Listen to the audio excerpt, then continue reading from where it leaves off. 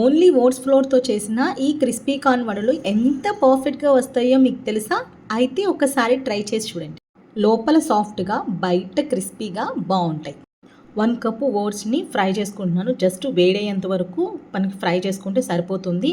చల్లారాక మనకి మిక్సీ పట్టేసుకోండి. ఇక్కడ కార్న్స్ అనేవి ఒలిచిపెట్టుకున్నాను. కొన్ని కార్న్స్ని నేను మిక్సీ జార్లో వేసుకొని కోర్స్గా బ్లెండ్ చేసుకున్నాను.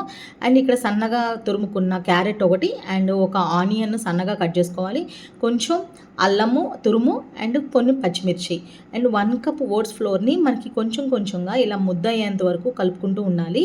అండ్ ఇట్లా చేతిలో వేసుకొని మనం చూస్తే మనకి చక్కగా వడ అనేది రావాలన్నమాట. ఆ తర్వాత 2 స్పూన్లు కారము, ఒక పావు స్పూన్ పసుపు అండ్ ఒక స్పూన్ ఉప్పు వేసుకొని మీరు ఇట్లా కలిపేసుకోండి. మీరు కావాలంటే గరం మసాలా, చాట్ మసాలా అలాంటివి కూడా వేసుకోవచ్చు.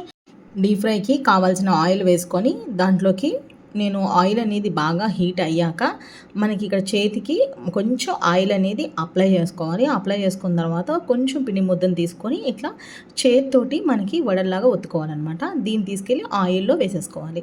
మనం ఖచ్చితంగా కొంచెం పిండి ముద్దతోటి ఆయిల్ అనేది హీట్ అయిందా లేదా అనేది ఒకసారి చెక్ చేసుకోండి. ఆ తర్వాత మనకి ఇలా వడలు వేసేసుకుంటే చక్కగా క్రిస్పీగా వస్తాయి. మీకు ఆయిల్ అనేది హీట్ అవ్వకుండా మీరు వేసేసినట్లయితే వడలు అనేవి చాలా ఆయిల్ అనేది పీల్చేసుకుంటాయి. అస్సలు బాగోవు. ఖచ్చితంగా ఆ స్టెప్ అనేది స్కిప్ చేయొద్దు.